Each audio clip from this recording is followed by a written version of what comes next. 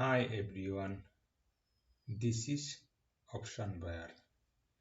আগামীকাল মার্কেট কি হতে পারে সেই বিষয়ে আপনাদের প্রপার লজিক দিয়ে আমি বোঝানোর চেষ্টা করব। বিগত দিনগুলো যদি ফলো করেন, ব্যাক টু ব্যাক মার্কেট প্যানিকে আছে। প্যানিক হওয়ার পরে লাস্ট যে ট্রেডিং হয়েছে, লাস্ট ট্রেডিং ডেতে এফআই সেইভাবে পজিশন ক্রিয়েটই করেনি।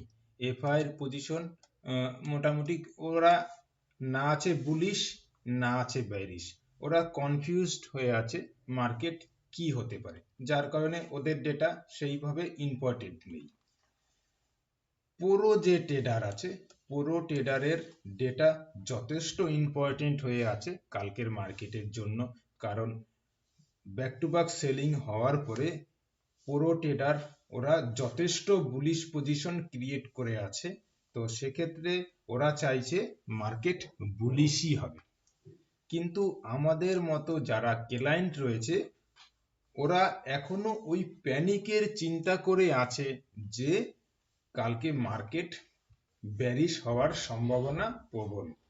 তো সব সময়ের জন্য ক্লায়েন্টের ডেটা সঠিক হয় না, কারণ ক্লায়েন্টই সবসময়ের জন্য লুজ করে মানি। কারণ আমাদের কাছে হচ্ছে সীমিত অর্থ, আর হচ্ছে গিয়ে এফআই আর প্রোর কাছে এত পরিমাণ ফান্ড আছে, যার কারণে ওরা চাইলে মার্কেট আপ অ্যান্ড ডাউন করতে পারে।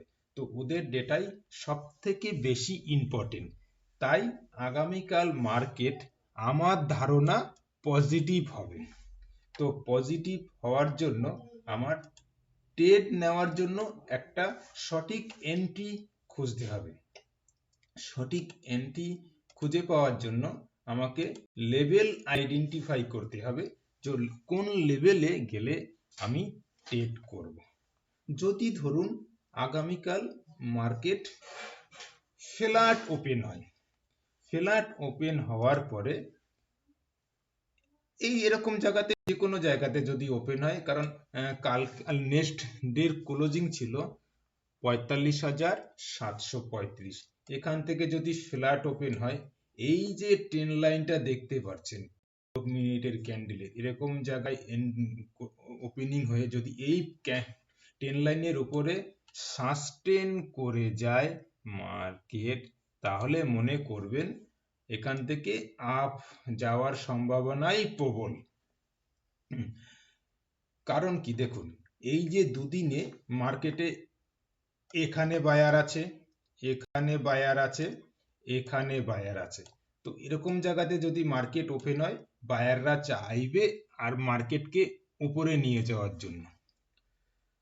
আর এই যে সেলার গুলো রয়েছে, এই সেলার রয়েছে, এই সেলার রয়েছে, এই সেলারের এসএল গুলো তখন হান্ট করবে। তো কালকে যথেষ্ট মার্কেট বুলিশ হওয়ার সম্ভাবনা প্রবল।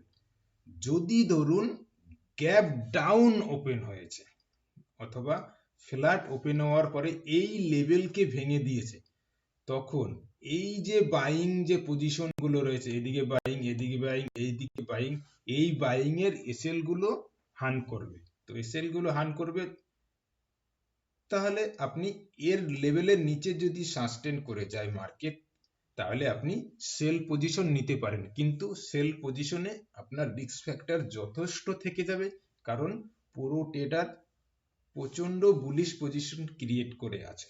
সেক্ষেত্রে আপনি চিন্তা ভাবনা করবেন বুলিশ পজিশন নেওয়ার জন্য। যদি ধরুন গ্যাপ আপ হয়ে যায়, ছোটখাটো গ্যাপ আপ হলে আপনার রিটেস্ট অ্যান্ড রিজেকশনে ট্রেড করবেন।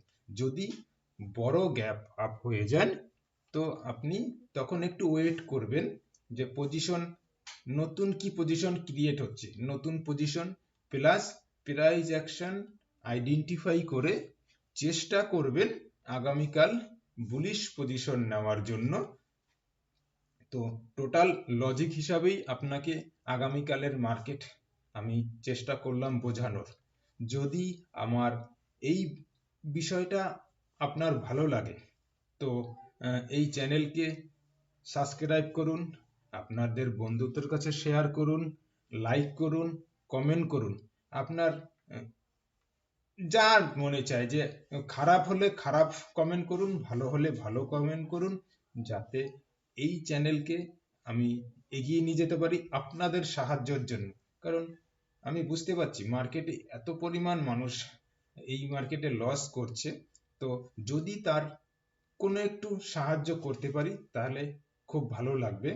তো চলুন, নেক্সট দিন দেখা হবে আপনাদের সাথে। আমার লেভেল কাজ করলো কিনা সেটাও আমি আপনাদের দেখাবো। তো লেভেল অনুযায়ী যদি কাজ করে তো দেখতেই পাবেন।